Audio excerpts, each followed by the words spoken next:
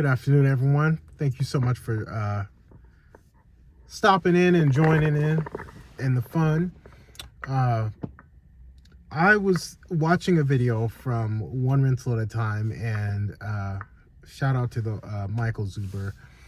He brought up some very good points, and it kind of gave me inspiration for the video that I'm going to share now, or not the video, but the information I'm going to share. And it was talking about some painful lessons learned over the last 5 years, really starting from the pandemic in 2020 and to fast forward to where we are today. And it was a very good video. I encourage you guys to go check it out on his page, One Rental at a Time. Please don't forget to like, subscribe, and comment. I appreciate all the feedback I've been getting from videos and stuff like that. We're up to 162, I believe it is, as of right now, this video, subscribers. So thank you guys so much. I appreciate that. I just wanted to drop some knowledge here based on what my experience has been as a first-time investor over these last 5 years. Number one, taking action. You hear a lot of content creators in this space particularly talk about it, and taking action is not the easiest step, or is not the easiest thing to do, because it often requires more of you, or something that you probably don't want to give up, but probably need to give up in order to take that next step. It's scary. It's uncomfortable, right? You have this so-called security blanket. If you have a job, or if if you're just steady, you don't like a lot of change, you like a routine. I love a good routine myself, but what I would tell you is that's not true safety. True safety for me, and we're talking about financial safety, is being able to do what I want and have ultimate time freedom without sacrificing my family's well-being. So taking action was real big. So during 2020, this is going to be a little bit of a longer video too. So during 2020, me and my wife had our first kid, and we were sitting in our home, obviously, or after we got home from the hospital anyway, we were sitting in our home like everyone was, and we weren't able to have family over right away and all that stuff. And it was just an awkward time. And me personally, I've always wanted to invest in real estate, and I've worked in it for so long as managing it for other people, that I never really did it for myself. And that was always a dream and a goal of mine. Obviously it takes some financial resources, and setback after setback, going through a divorce, and just life, right? But during that time, and kudos to my wife, because this takes you got to have the right spouse and partner. They have to be on board. If they're not on board, that's going to be one hell of a lift to do it on yourself, and ask them to do it, right? So we're sitting in our living room, and she knows that I have been talking about investing in real estate for a very long time, and we had a little bit of money, but not nearly as much. And we started looking at it, and we had the typical things, right? You had the nice, comfortable house, and you in the suburbs, and you have your standard of living is a little different. Maybe you drive a little bit of a nicer car and things of that nature. So started looking around, and like, man, I really want to do this, and for this reason, I don't see another way. Working a job is fine, but do you really want to do that for 30, 40 years? And we started having conversations like that, especially the pandemic, because the pandemic was a eye-opening experience for a lot of people. You found out real quickly that your income is not as reliable maybe as you thought it was. And God forbid if you have any debt or anything like that, because it just piles on, right? So fast forward, I won't belabor this too long, but fast forward, we sold our house, put it on the market, got it fixed up, and my wife is, we just had a baby, stuff like that. And I remember as the moving company came and they packed all these things up, we were going to an apartment. We weren't going to a house. We were going to an apartment. And we realized that we were trying to live two lives, right? We're trying to be these investors while also maintaining a standard of living that was just maybe you can't do both. We had to choose. We had that fork in the road, and we chose to go the some would say the harder way, right? We sold the house. Because of that sale, we did well, and we were able to have some, along with money we had already saved, we were able to have some capital to go ahead and purchase a duplex. But so we went in an apartment, and we did that for, I don't know the exact time, just under a year before we found a deal. And we actually found the deal through our broker at the time. Long story short, my point in saying all this is action is usually not, it's not the easy step, it's the hard step, right? You can watch YouTube videos, you can do all of these things, calculation, and spreadsheets and whatever, courses, and you could do that to your blue in the face, as I say. But reality is it takes some courage and it takes some heart to get out there and do it, and to move into an apartment. And my wife was literally crying in the driveway.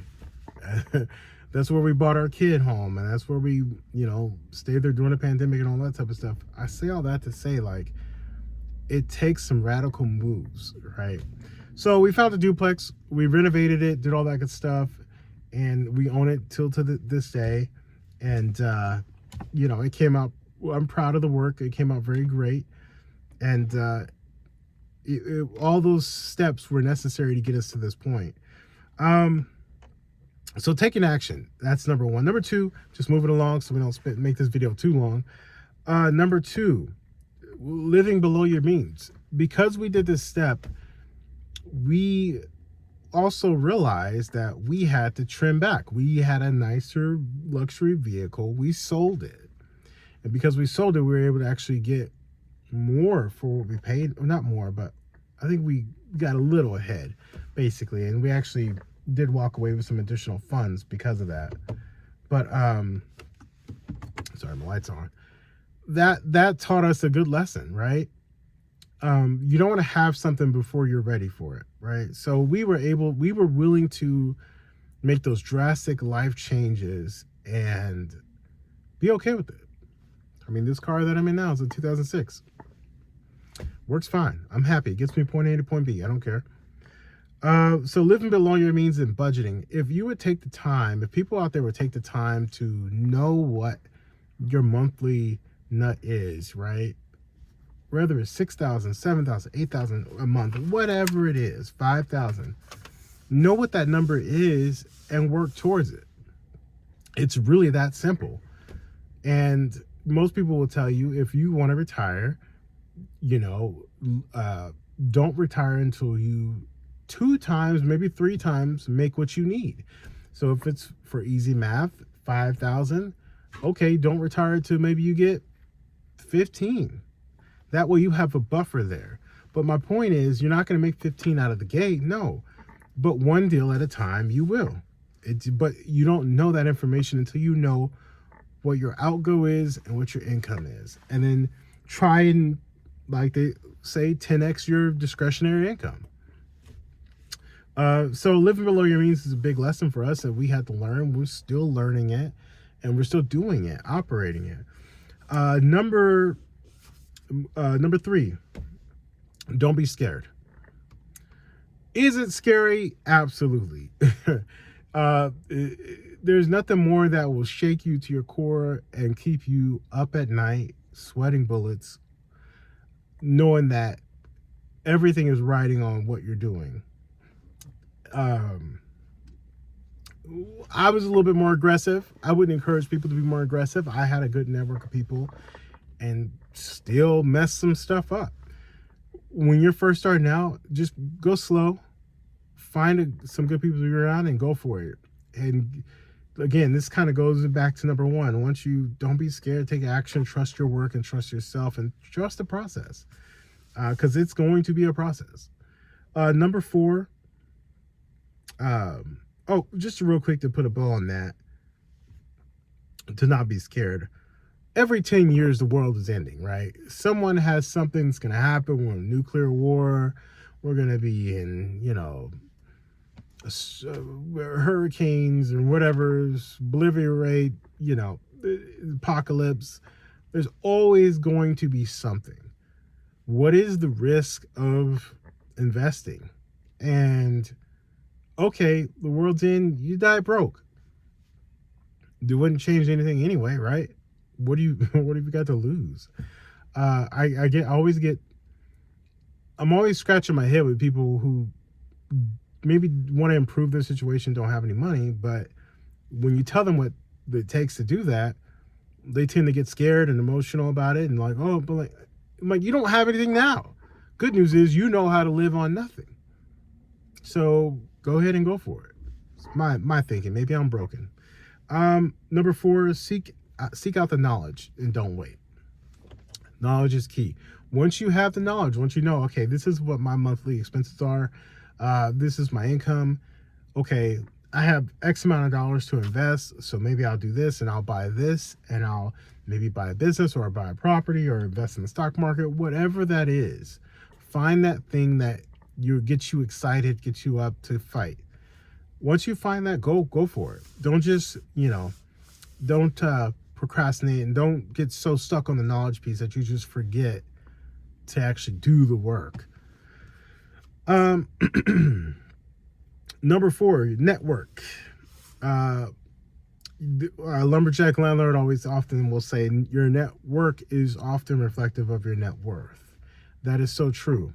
I have people today. Just today, I had a talking to my mentor and back in Portland, and I was like, man, I really need to refinance my property to, extract some of the equity to be able to go do some other deals and to be able to do whatever. And he was like, oh, I was just in a meeting with a lender and we just so happened to bump into one of the guys who do the multifamily deals. And it sounds like they have a good product out there. Shoot me an email and I'll send you their information and link you guys up, because you may need to just do a refinance now and then maybe down the road do another one later. My point is, having people in your corner you can call is huge. You don't want to get into this business, and any business for that matter, and not have a support system, someone you can call and say, hey, let me just run this past you. What do you think about this? What do you think about that? Having that is huge. And be careful. Obviously, if someone's like, oh, pay me money and I'll mentor you. Not all of them are crooks. Some of them are.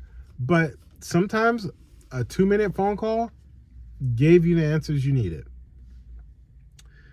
So work on your network. Go meet with lenders. Even if you don't have the money, just go talk to banks and find out what it is that they would look for. What would be appealing to them? That information puts you ahead of everyone else already, right? And typically, I like to talk to a credit union, one of the big lending institutions, Bank of America, Wells Fargo, et cetera, and then find a broker. Have them bid against each other, okay? Number 6. Is it number 6? Yeah, number 6. No one's coming to save you. No one's coming to save us. During the pandemic, that is one of the things that I got out of it. I mean, I kind of always knew that, right?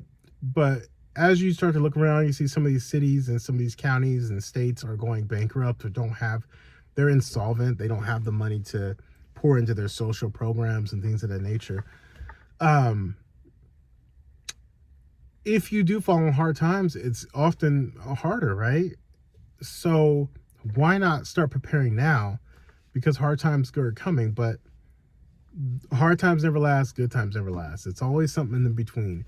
So just know no one's going to save you, and you got to get out here and get it for yourself, because no one's going to do it for you, especially now. More than ever. To be honest with you, America doesn't have it. Number 7. The first 5 years suck. And I even put bad. I'm on actually this June makes it 5 years for me. And just looking back, I had to do that math this morning. I was like, wait, how long have I been?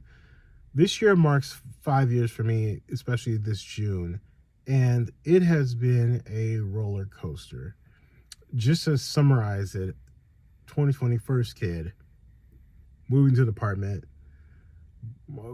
moved into a duplex from the apartment, lived on one side of the duplex, did the work, lived on the other side of the duplex, did the work, rented that side out. Ultimately, moved back to the other side of the duplex, the smaller side, rented out the larger side because I can get more money in rent. And then after that, having another kid. So now 2 kids, wife, we're working, doing all that type of stuff. And then ultimately moving again across the country to the Atlanta market.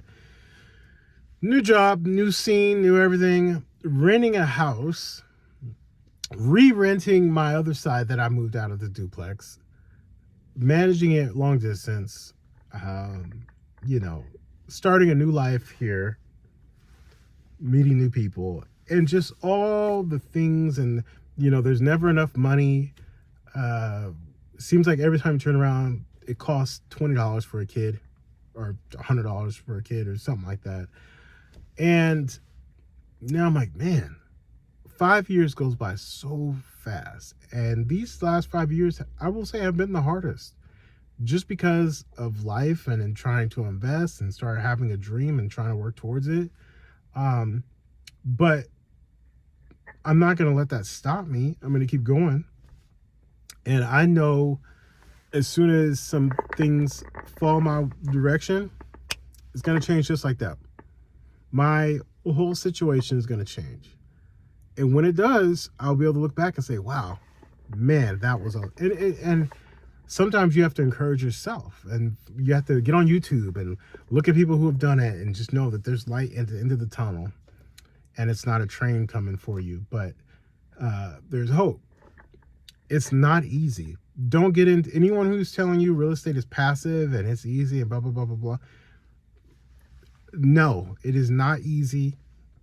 Hard work, but I believe the fruits of it will be worth it. So just know you're getting into something that's going to be extremely hard, but working a job 40 hours a week for 40 years, and depending on what age you are, maybe more, 40 hours a week, 40 years, living on, you know, what is it? I don't know, 4% rule or whatever. Do you really want to do that? I don't think so. I know I don't. And almost wrapping up here. Know when you have enough. Know when enough is enough. Like, I'm not looking to, you know, when I was younger, I wanted, I want 1,000 doors and I want the big apartment complexes and blah, blah, blah. All of that's fine. If that's what you want to do, go for it. Knock yourself out. But now the older I've gotten, which I'm not that old, but still. I'm an older millennial. Older I've gotten, I've realized that, no, I don't want it. I think, you know, having a dozen properties, I don't look at door count, I look at cash flow. Having a dozen properties is probably gonna do it for me, maybe. Or I shouldn't say that, because you never know. But once I get there, then I'll be able to reevaluate some things and regroup and see how I feel after that. And go from there. I'm not looking to, you know, go crazy here.